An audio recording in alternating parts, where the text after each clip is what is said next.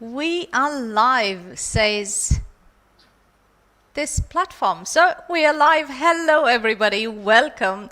Welcome to the Power Hour by Dare to Scale. From our desk to yours. So what are we talking about today? Before that, let me first say that if somebody has joined in on Facebook, we seem to have an issue with connecting to that page. I don't know what the issue is. I've gone and logged it about 3 times.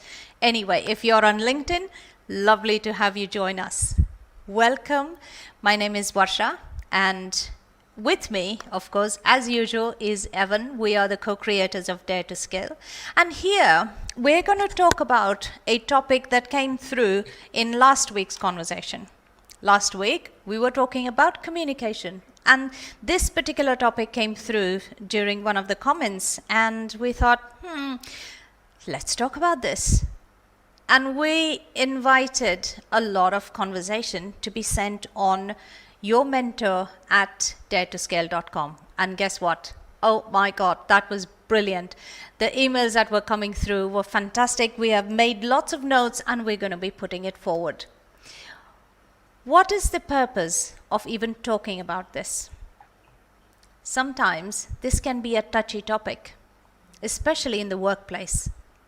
So, what we're going to be talking about is differentiating between these models. What are some of the best practices? And what model do you knowingly or unknowingly use when you're talking to your team? So let's get on with it. Evan, over to you to say hello. Hi everybody, welcome. Really great to have you here. And like Rasha said, I had no idea what Facebook was doing. We'll get that sorted eventually.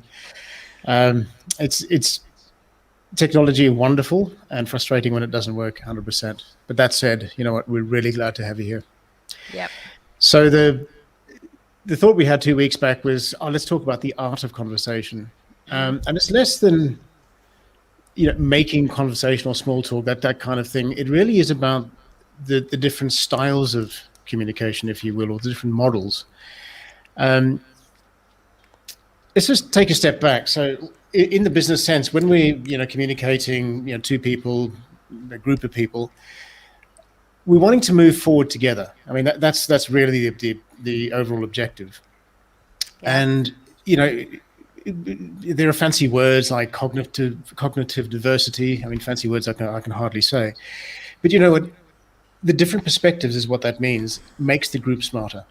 And if you're willing to listen and be open to new ideas, everybody moves forward together.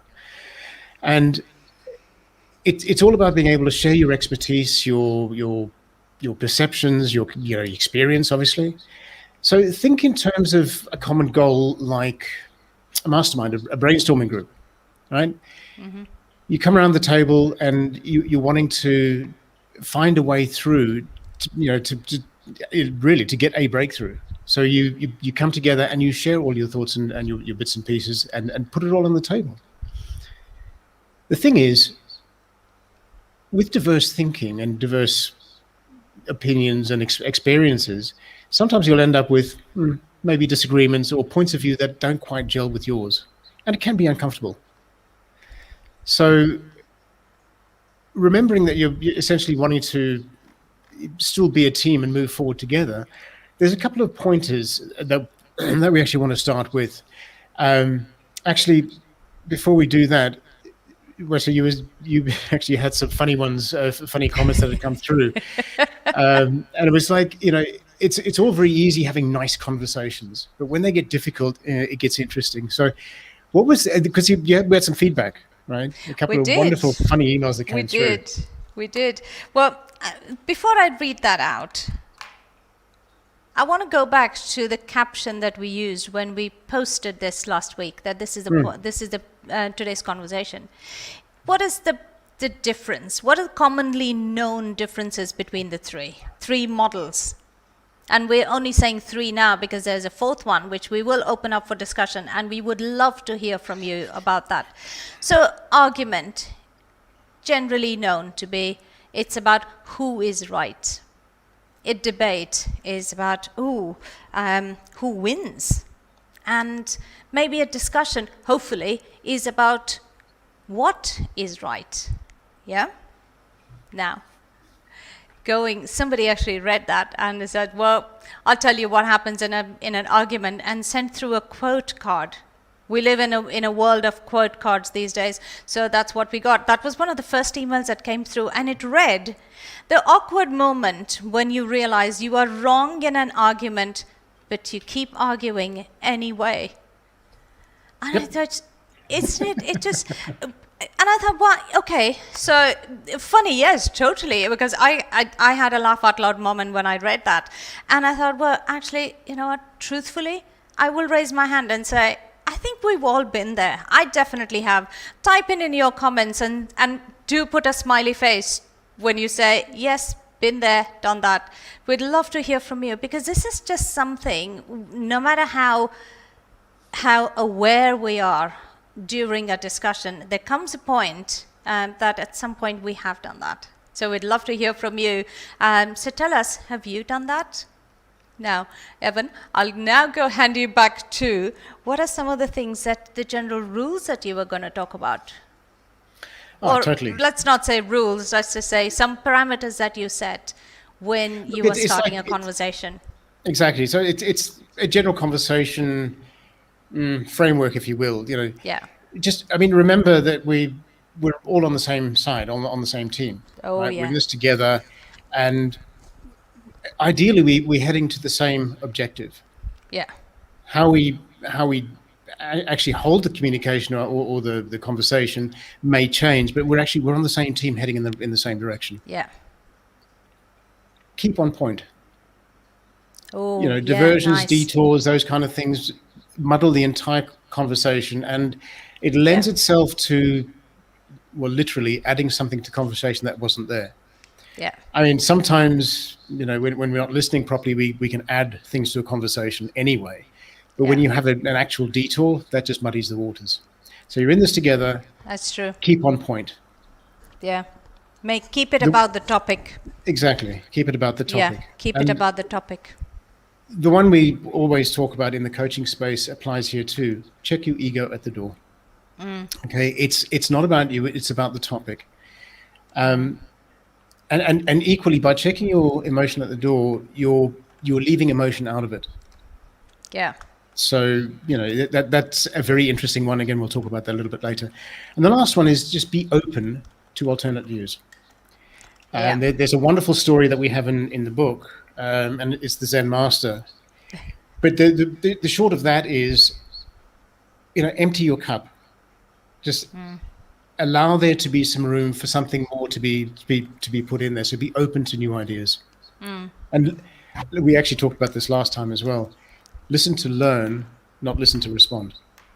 That is a good sort of framework. Yeah. Oh, wow. Nice. There are people saying, yes, I think we all have. Wendy, lovely to see you. Thank you for joining us. And Wendy says, yes, big smiley face.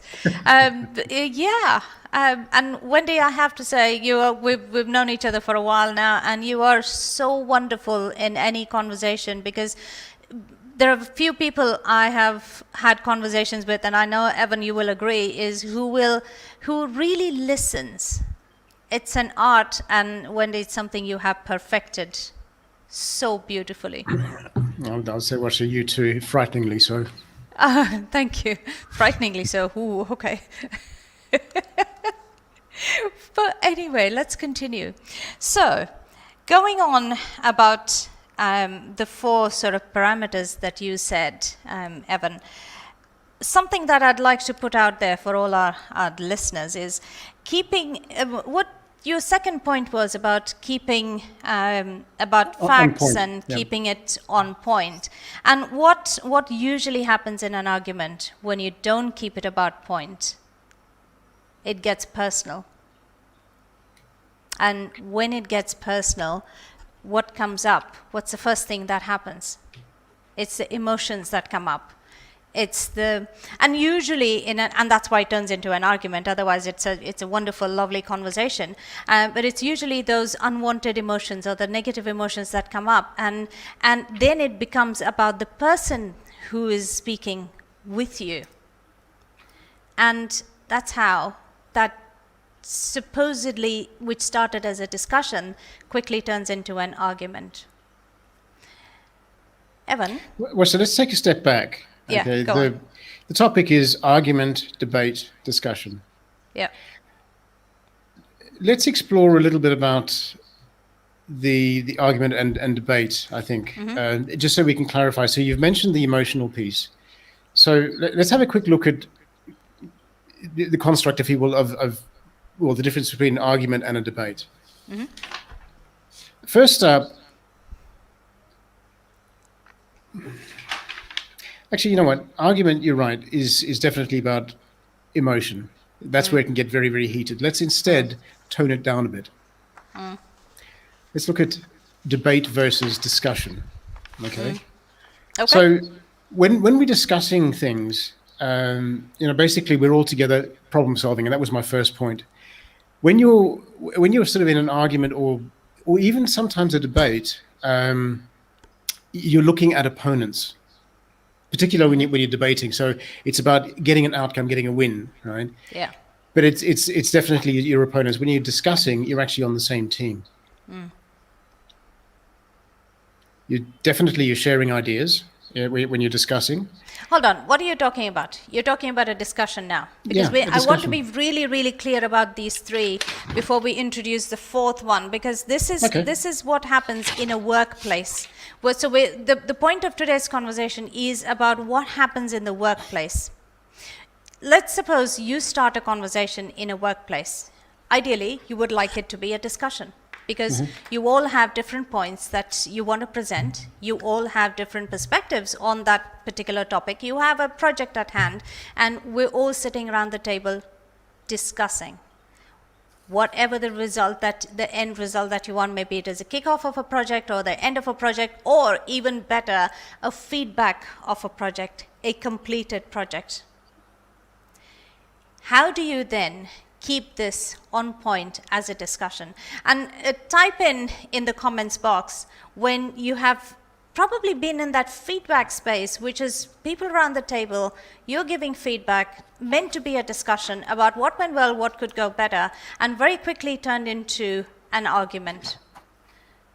What was that key, sort of that trigger that turned this into an argument rather than a way forward? So if we were to look at an argument, it is probably looking back, but if you're talking about a discussion, it is about hopefully a way forward.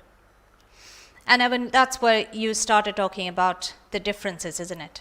So over to you. That's again. true. That's absolutely true. So argument, discussion. So let's take the two extremes. Discussion, you're on the same team, and that's what you said first up. And then when you're having an argument, it's essentially you're opposing somebody. Yep. You're drawing sides as opposed to being in the same space, considering alternatives, that sort of thing. The key one, though, is, okay, with the argument, your egos sort of come into play. That's where the emotion is. And we'd said in the 4 points right at the beginning, check your ego at the door. Yep. Something may be said in discussion, and maybe there's a trigger, an emotional trigger of some sort. Suddenly the ego rears up. So now it's becoming essentially personal and emotive. So you stop listening. In so many cases, that's where things really start breaking down, is when you stop listening. Less open to new ideas when you're arguing, and you're just looking for a way to counter what's being said to you. But again, you're not listening. Whereas in a discussion, you're wanting to learn more. You're definitely taking in the new ideas. And if it gets really bad, it's like, I'm better than you, kind of thing. So then it becomes like name calling and stuff like that can start happening. But you don't want to be there. Yeah. No, and on that point, is it something that, and this is an open question to everybody listening in, is it something that you watch when you treat whoever you're talking to almost as an opponent rather than somebody who is sitting with you? And Wendy says argument, a feedback point is taken personally or departmentally. pushed back on and resisted. Oh yeah, resisted. I love that word, because that's where it says you're basically butting heads almost, because you're closed to somebody else's idea or perspective. And that's what Trasika says as well. It turned into an argument when each person in the conversation was unwilling to consider the other's idea. So it's almost like a closed wall that you're building around yourself. And it's that. Speak to the hand. Talk to the hand. So I have this little table also, somebody else sent this. We're not open to new ideas or the possibility of changing our opinions is what happens in an argument, whereas the point of having a discussion is we learn more about the topic at hand, about what we all think and feel. Oh, I love this word.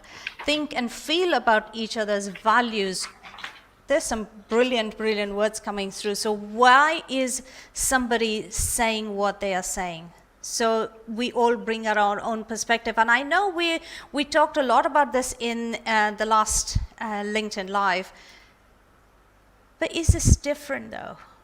Because that's where that fine line is crossed. And unless we are 100% aware, okay, there's no such thing as 100% aware, but unless we are aware of where are we headed, and hopefully there is a moderator, but a moderator, we're instantly gone into a debate mode, but hopefully there is somebody who is almost keeping the peace, sitting in the middle and seeing both points and encouraging and keeping an open space for all views and all perspectives to be heard. How many times does that happen in your workplace? Or if you are the founder and the leader of the company, how many times do you open up that table for everybody around you, everybody on your team to sit there and voice their opinion? How many times do you make them feel heard? Type in a little bit about what have your experiences been so far. Preeti says argument equals sticking to own point with a closed mind, discussion open to others' ideas and willing to learn. Yeah, totally. Evan, you have circled something here right at the end. Oh, totally. Talk about that, please. The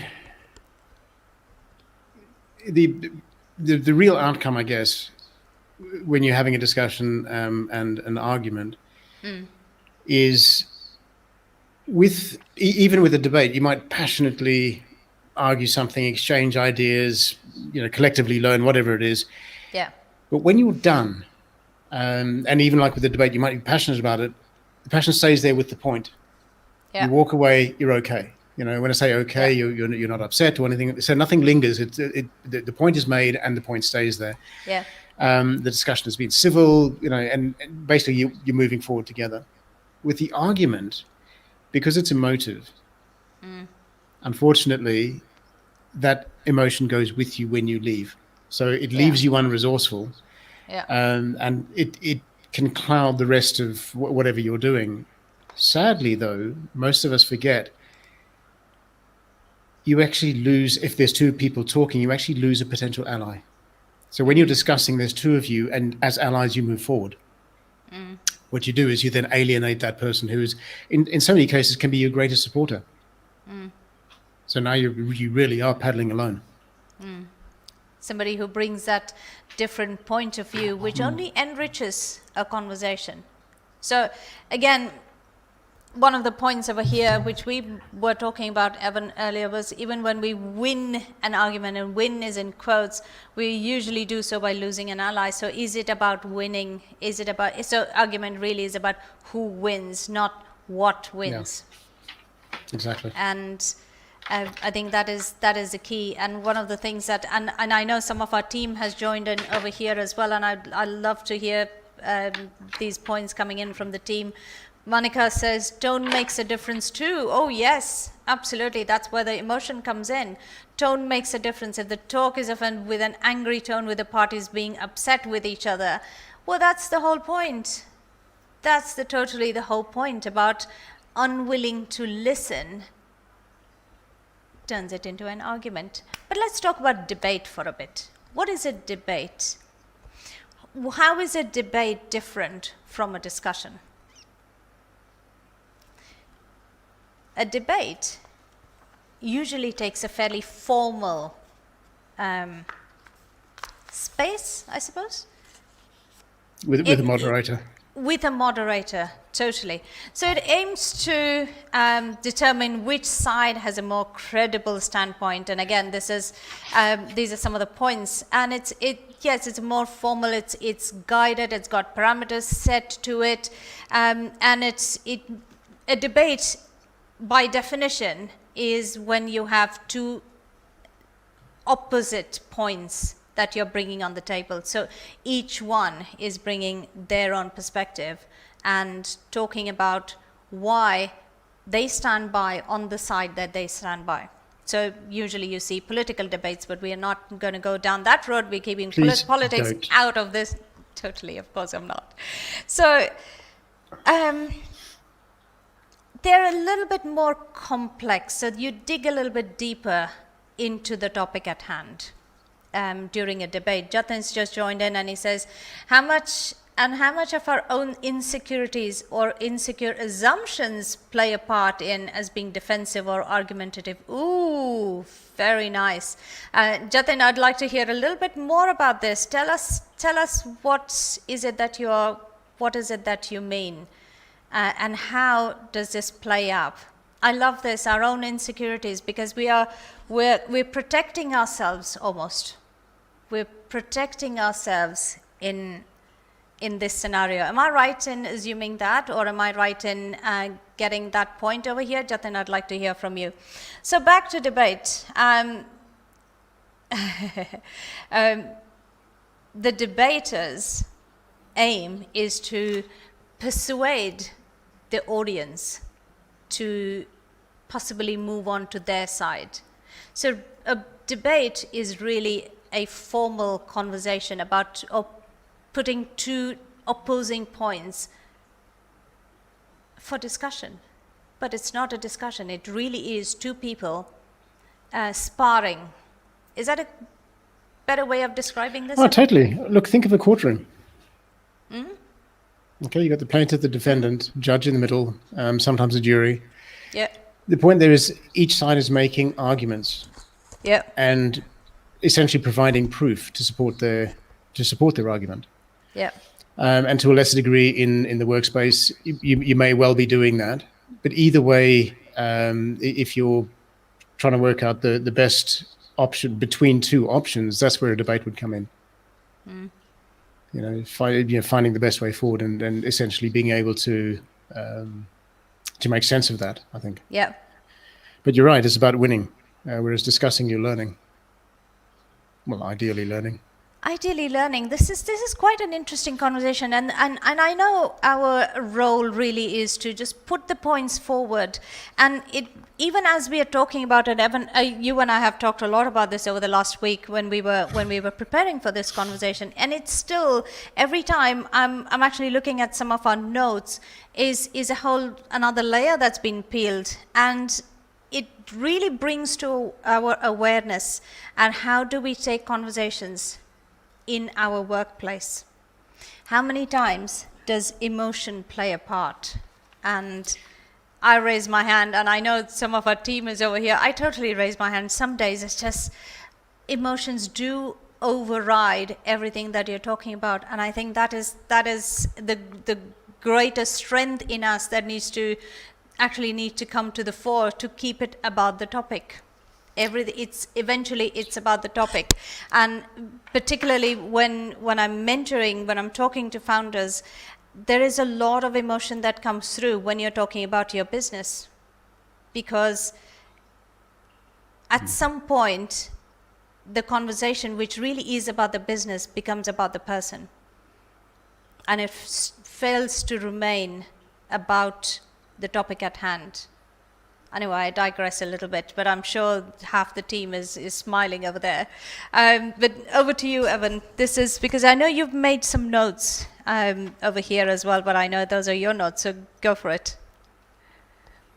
Well, I mean, just to pick up on the point you were making before, quite often we talk about, we're married, oh, yeah, Bill, we've done this, we've done that. And what's interesting, because we're married and obviously live together, this whole range of discussion through to argument happens in the business and the personal space. And Yeah. sometimes, that crossover can happen sometimes unexpectedly, you Yeah. know. Um, and one of the things that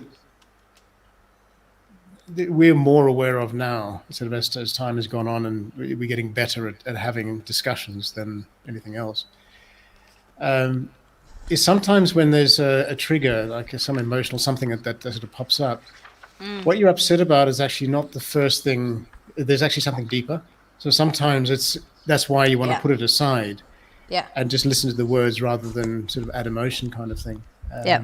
But I know for us, sometimes we can get bent out of shape very quickly for absolutely no reason. We And you think do. We afterwards, do. it's like, well, how did that happen and for what purpose? Yeah. Anyway, it is what it is. It is. But the thing Wow, with turning quite philosophical today. I Um, know, I but the good thing love is we this. Yeah. the good thing is there's that whole range that we can share, because we're going through this, and it for a founder that's operating by themselves, Yeah. sometimes they don't fully see is how some of these points actually sort of come together. Yeah. But again, the next point is the listening piece. Discussion. So now we're talking about debate and discussion, right? So there's no emotion. We're not talking about being in an argument.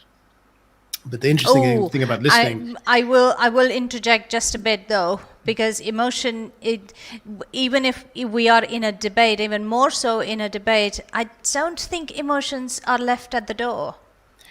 no, maybe not. But in my mind, they're actually positive towards the end goal. Okay. That's my Let's assumption, go with right? So that. Yep. essentially, Yep. that's what it is. Yep. So the listening for a discussion is essentially to learn. Listening in a debate Yeah. is to find that counter argument, to find, if you will, a chink in the armor, maybe, but Yeah. basically to advance your own argument than it is to Yeah. listen to the other side, to Yeah. learn. Yeah, and then there's the flow, right? Wow. A discussion kept on point Yeah.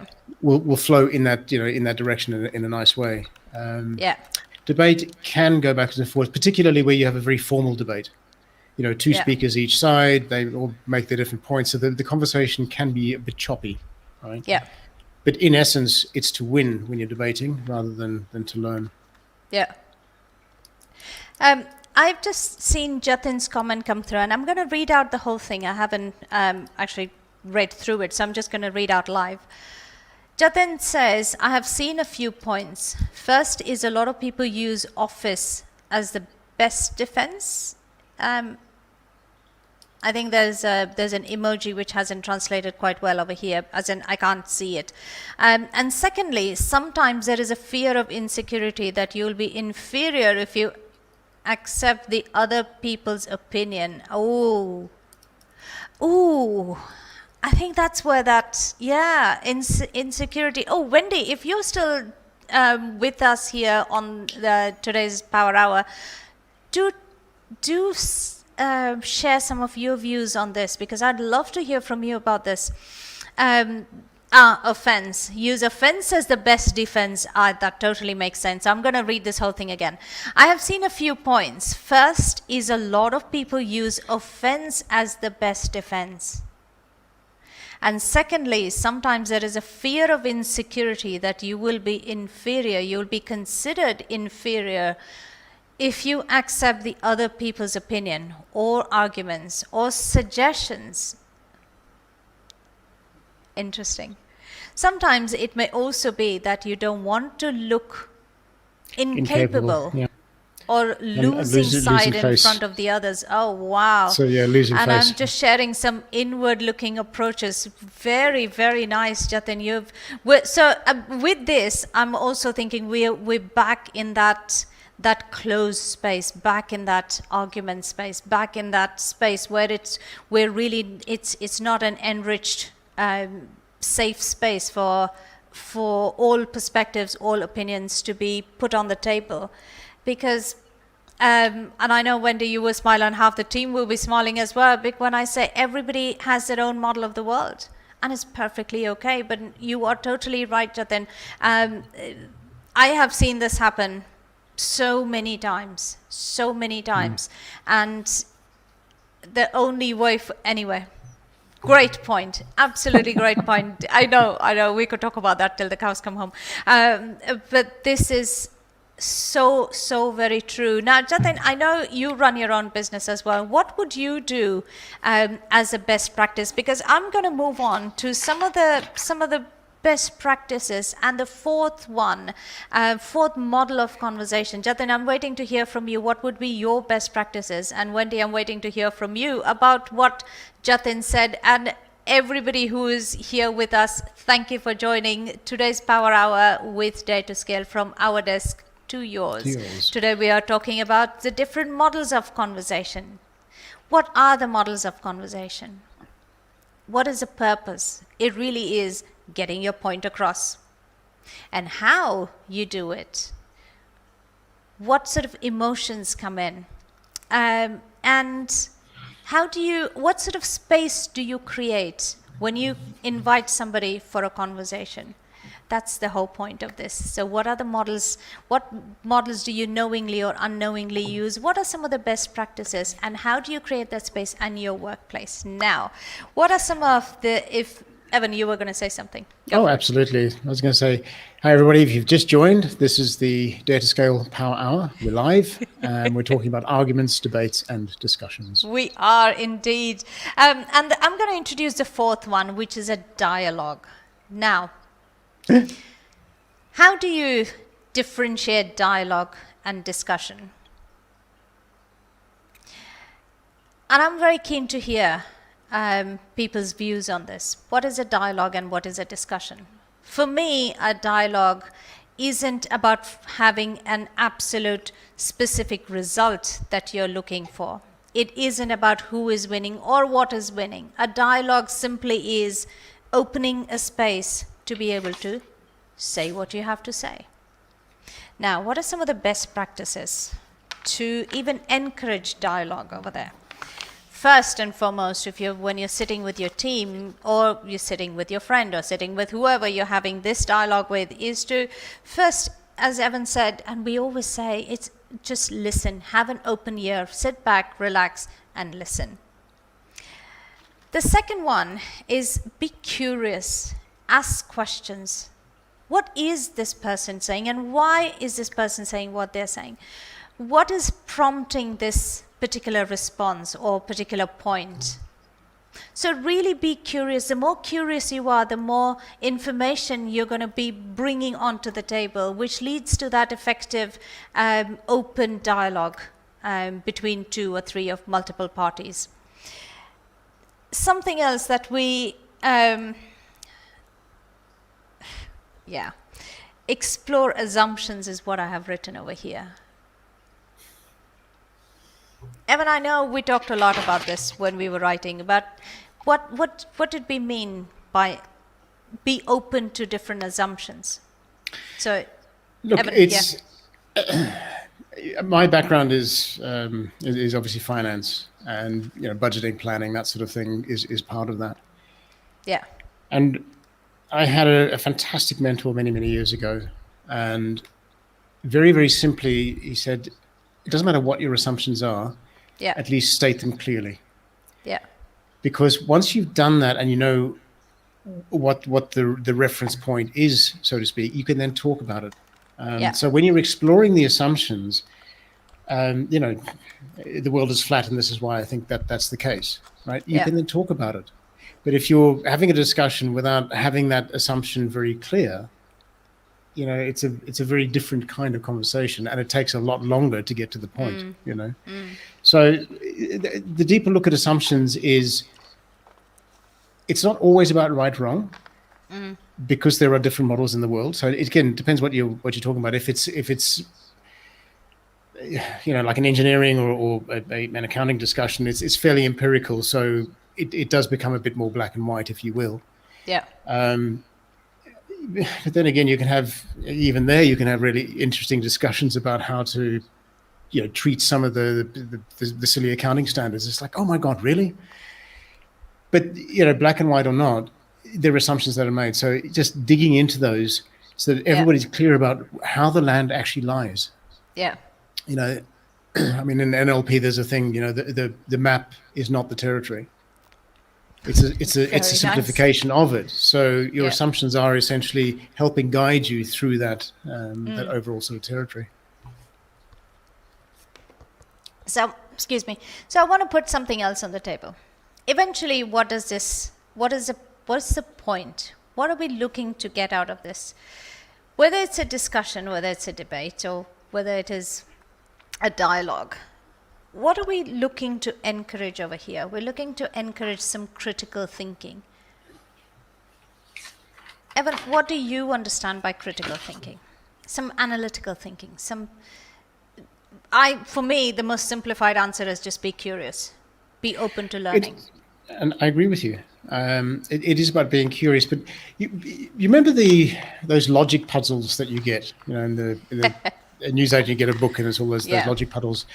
There's 5 people, and the clues that you get don't tell you everything, but you have to then sort of fill out the boxes and work out who said what. And okay, so it could be this, could be that, and that's all about logic. So critical thinking is kind of along those lines for me, where it's a mental discipline of listening without adding meaning and being very crystal clear in that messaging, I think. Yeah. So you're looking for, if there's a weak point or there's a weakness in your argument, you're looking to strengthen it. So like in a courtroom, right, you're looking for more substance to put into your argument to make it better. But that's all about the critical thinking. Sure. And also seeing it from the other side. I mean, and you're very good at that, where how would this be heard on the other side? So that's part of your critical thinking as well. So I'm going to, this is something that we made a note of. Charles LeBeau, who contributed greatly to creating the Discover Debate conversation. And somewhere over there, they said when they look for weak points in someone else's opinion or argument, he says, debaters teach a systematic way of questioning. We go back to that questioning, we go back to that curiosity, we go back to digging deeper to find what drives that particular perspective, that particular opinion. And I know there are some comments coming in. I'm going to read them out. Amanda says, I wonder how quickly a discussion can turn into an argument. What triggers that? Is that our emotional trigger of that particular topic, or the person perhaps? And it could be a combination of both, Trustika. I totally agree with you. It could be a combination of both. It doesn't necessarily have to be a topic, although topic in itself can be enough to bring that out. But sometimes it is a person talking about that. Jatin says, I try to self-review my approach and try to state assumptions and or the facts on which I'm basing my opinions. Okay, very good. But a great step towards self-awareness.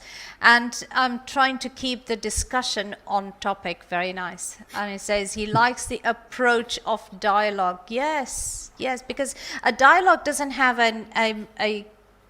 there's no definite end point. It's a dialogue. A dialogue possibly is a great way to bring everything on the table, to put all the perspectives, topics of discussion on the table, and then pick up that thread at a later date to say, right, these are all the points that came through. Let's say a dialogue, probably, Evan, tell me if I'm on the right track, and hey, listeners, tell me if we're on the right track. When I say dialogue can also be almost like brainstorming. There's no right or wrong. All ideas go on the flip chart. All ideas go on the whiteboard. Yeah. Brainstorming. The purpose of the dialogue, so in all communication, again, let's take a step back and a little bit of psychology here. When you're in rapport with somebody, right, it's a lot easier to have that open discussion. When you break rapport, so like when you start having an argument, you start closing off and you're no longer are receptive to input, and you're essentially trying to win in a not so nice way, perhaps. To Amanda's point, how quickly can that happen? Extremely if you're not careful. Yeah. But it's interesting. It's some people can be more combative, I guess, than Yeah. others. And if it becomes too much so, they will often withdraw and become silent. And essentially what you're doing there is Ooh. you're expressing anger, Yeah. but what you're doing is you're putting up a shield, so you can't lose a conversation or an argument that you're not actually participating in anymore. So it's kind of interesting. But yeah, those emotional triggers can be anything. Like Tressica was saying, tonality. Then there's also even just facial features. Sometimes, like Rossi, you and I know each other very well. Sometimes something might cross your face and I see it, and I add meaning that actually isn't there, kind of thing, because it reminds me of something else that happened. You know what I mean? So I make an incorrect incorrect assumption there. And then I respond based on that. So now I've added something to the conversation. You're not aware of this. And then suddenly, where the hell, what the hell? Oh, excuse me, I shouldn't really say that. But anyway, so what is it, You shouldn't be saying that. And I know, right? So like Amanda says, how quickly it really can be the flick of an eye. Yeah. And in the workspace, it's less of an issue, I suppose, because everybody understands where they are in the playing field. But in a slightly less formal sort of place, it can get out of hand very quickly. It does. Someone sent, and we got two of those. So someone sent another little quote card, and it says, "That's right. You know who won an argument. You know you won an argument when the other person responds with a whatever." Now, stop for a second. Who has heard that or who has said that? Type in, raise your hand, because again, we've all been there, done that. Remember to put a smiley face after that, because you know what? It is what it is. The point of today is not to say what is right or wrong. The point of today is really to create that awareness. So today's Power Hour really is about bringing these touchy topics as a point of discussion. That's really it. It's not about a right or wrong. So remember to put a smiley face, because we've all been there, done that. So what I love about that, you've won when you get a whatever, and that can be code for a very bad word. Go away quickly. Yeah. But like you said, it's so you've won the argument, but the point there is you've lost an ally. It really is an incomplete communication. Yeah. Yeah, that's true. A discussion, another quote that I'm reading that came through. It's interesting how this time when we just asked for, hey guys, what do you think? What are your talking points? And we'll bring this up. And the number of quote cards that came our way, and I thought, okay, my first response was really just keep the quote cards to social media. But then I thought, well, some of these are actually good, because when you're flicking through social media, you read something and you just continue scrolling. But just looking at it in isolation made me think. And there's and I actually went and then I looked this up, and it says discussion is an exchange of knowledge. An argument is an exchange of ignorance. I don't know what to make of this, especially the second one. Is an argument an exchange of ignorance? I don't know. I think. Well, I think that has a lot of legs, and I remember Jeff Foxworthy. He styles himself as basically a Southern gentleman in the US. Yeah. And he describes his humor as redneck humor. And he said, when you're dating somebody, you have an argument. It's just about the two of you, or the facts, or whatever.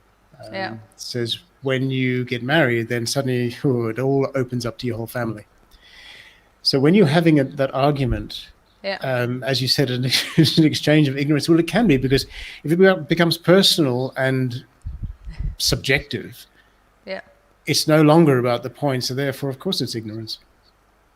I never thought of that, because when I saw that, I thought, is that ignorance only, or is it just an argument really is more the emotion talking than the words or the actual thought being conveyed.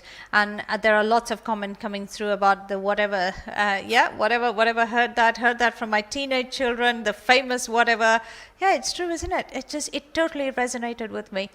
So it's interesting. And there's something else that came through. The aim of an argument or discussion should not be victory, but it should be about progress. It's about, the quote is by Joseph Joubert. And I thought, well, that's interesting, because to me, I never looked at an argument as progress, because in an argument, you're not actually moving anywhere. If anywhere, you're literally circling the drain, if you will. But that's an interesting point. What do you think, guys? You ask somebody what argument means to them. It's often it's just taken as just a differing of viewpoints. I think the distinction that's made between a discussion, or even better, a dialogue and an argument, is that the dialogue doesn't have the emotion attached to it. And we were talking about rapport earlier. So what you're doing is you're looking for a shared connection between the speakers. Yeah. So the dialogue is all about the shared connection, strong rapport, heading essentially as a group, as allies, heading forward together. And that's really the big distinction there. It's something that we had made a note of, and I'm glad I used different colored pens. And I did earlier when we were talking about this, and somehow I missed this. What is the goal of each? What is the goal of a debate and a discussion? In a discussion, the goal is to learn, and in a debate, again, is to win. So I want to talk about this learning discussion.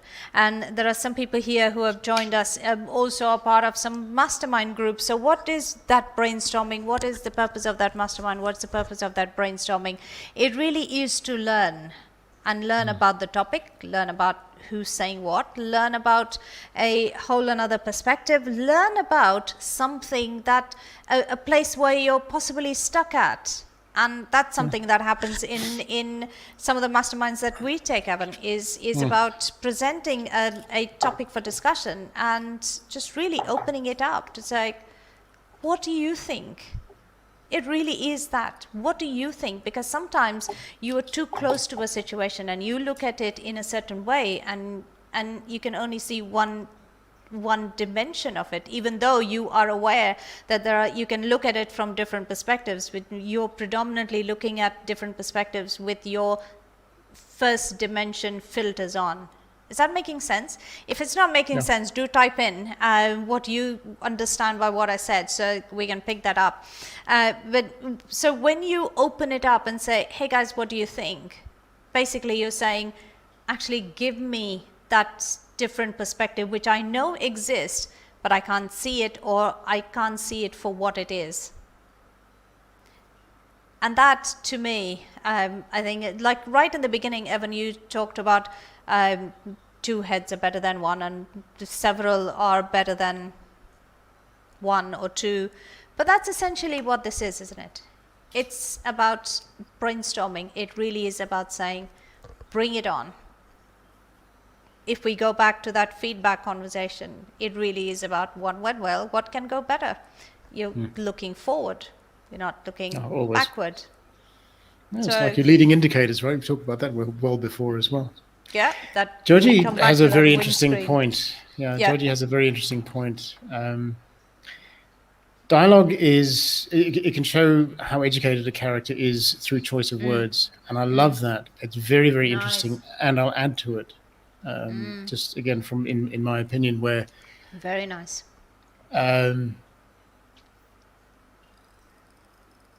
My dad has said many years, over many years, using profanity is shows a distinct lack of vocabulary. And what's interesting about what Joji has said is, again, without emotion and without using bad words, which are completely, actually, your mum is so funny. She describes it as Netflix language now. So, there's no need for it at all. And That's true. it is right, because we were talking about this. Chris Voss, he's a negotiator Yeah. guy. Yeah. Everything he talks about there is slowing it down, taking the emotion out. So if you're in a negotiation of some sort, it really is about slowing down, thinking, and using the right words at the right time, without just getting too excited and just going like he describes it, to get bleh, vomit. So I love what Georgie said there. It's about using clear language, Yeah. laser sharp language, even to get your Yeah. point across. Yeah.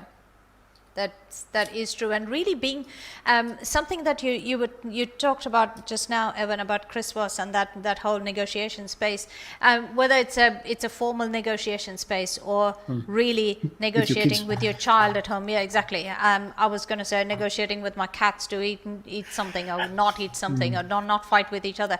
But the point is, it really is about being present in the moment. How many times, and something that you said earlier, Evan, how many times do we listen to respond, or do we listen to just learn? How many times are we actually present in the moment, in tune with whoever you're having this conversation with? Yeah, It no, I'm goes a totally long here. way into Yeah. that. And Georgie, I absolutely love your point. And someone else says, and I can't see the name, so the person says, learn to agree to disagree from different perspectives. Brilliant. And have enough courage to even say, I see your point, I may not agree with it, I see and respect your point. And that's a great way forward. I love it. Agree to disagree can be done both ways. It's like, well, let's just agree to disagree and we turn our faces and walk away. Or do we agree to disagree, respecting each other's perspective or others' models of the world? So, yeah, very good point. So that shared connection we talked about with dialogue. Yeah. We've been talking a lot about getting your point across. Remember, the communication is a two-way street. So if you look Yeah. at it from the other perspective, it's feeling, yes, respecting the opinion, but feeling that you've been heard, and vice versa. Yeah. Yeah. So you've made your point, but you actually feel heard. If you feel heard, then it's okay if you disagree. It's when you Yeah. don't feel heard that there's a problem. Yeah, that's true. Love it. And this has come from Geeta. Thank you, Geeta, for putting your name in, because I wasn't sure. It just says LinkedIn user. And I think that happens when someone joins in over the phone. Well, whether you're joining over the phone or on your laptop or whatever device you're using. Thank you for joining us. Today we are talking about the Power Hour discussion. Topic of discussion is different models of conversation. Arguments, discussions, debates, dialogue, brainstorming, mastermind, whatever you call it. What are some of the differences? What do we consciously employ? What do we consciously make space for? And how many times do we have enough courage in ourselves to say, take a deep breath, hang on, let's start again. Because we're all on the same team. We're all working towards a specific direction. We're all together in this. And equally, because we're all together in this, I agree that we all might have different perspectives to it, different better ways to do something that I might think is a great way, but there might be better ways to do something. And we're all open to accepting that and just bringing them. Hello, Emma has joined us from the UK. So yeah, that's what the topic of a discussion is today. We have just a few minutes left on this Power Hour. Thank you for joining us. Evan, you were saying something. Two last points. Amanda made a great point. Getting different perspectives on a topic is vital for growth. Yeah. Oh, nice. Honestly, any thinking person would agree with that in the right frame of mind. So it's important when you're building a great team that all the personality types are present, and you essentially get that 360 view. Very nice. So there's a lot that sort of goes into this. And the other wonderful extension of what Amanda's saying there is it's that like Johari window. I mean, we did a podcast on that. We did. Way back when I was. We did. Episode, I don't know, 8 or 9, something like that. It was a while back. Datascale.fm if you want to go look for that. Oh, yes. But the Johari window, right, is a space where both of you know something about each other. Then there's basically an unknown, and what you're trying to do is reduce the unknown between you, and that's where the shared connection improves, and that's why a dialogue is so powerful. And yeah, it's definitely a great way forward. Yeah, and what the point of, again, Dare to Scale, what do we do in Dare to Scale is help entrepreneurs or people to scale either your business, scale in your career, scale yourself. Yeah. So you will find completely random topics to very specific business topics being discussed in the Power Hour. We are coming back next month, and next month, interestingly, there is a lot of requests that has come through for a very specific business topic to be tackled. We're going to be talking about perhaps communication, yes, but in a totally different way. Is you as a company, you as a brand, or you as a person, how do you put yourself out there for your customers? How do you develop the brand? In other words, what is marketing all about? So next month, we do this every 2 weeks. So when we come in next time, it will be August. Wow, how are the months rolling into each other? So in August, we're going to be coming back with very specific topics on marketing for you and your companies. So thank you, everybody. Evan, you were saying something. No, I'm good. I agree. So the marketing, particularly of self, here I am on camera. So it's about the brand and how important that is. It is. So we're going to be continuing conversations, and remember, your mentor at daretoscale.com. Keep sending us your thoughts, your perspectives, your talking points, because remember, what is the Power Hour all about? It's about you. It's about perhaps giving you the space to say, this looks like an open mic. Usually you go to an open mic and sing or stand up comedy or play an instrument or whatever. But this is your open mic to put in your views, your talking points for us to pick it up and discuss. Share your thoughts with the rest of the world through the Power Hour with Dare to Scale. Guys, Indeed. Thank you so much. You have been a brilliant audience, and thank you so much for all these amazing talking points that you've been putting through. Totally. Yeah. Keep talking, keep listening, and yeah, do go listen to our podcast. Subscribe to our podcast at daretoscale.fm. It's called the Dare to Scale Show, so you will find it on all the podcast modules anyway, all podcast platforms anyway. But remember to keep coming back here every 2 weeks. We will see you not next Wednesday, the Wednesday after. Thanks, guys. Take care. Be safe. Thank be you well. very much. We'll speak to you very, very soon. Thank you for joining us.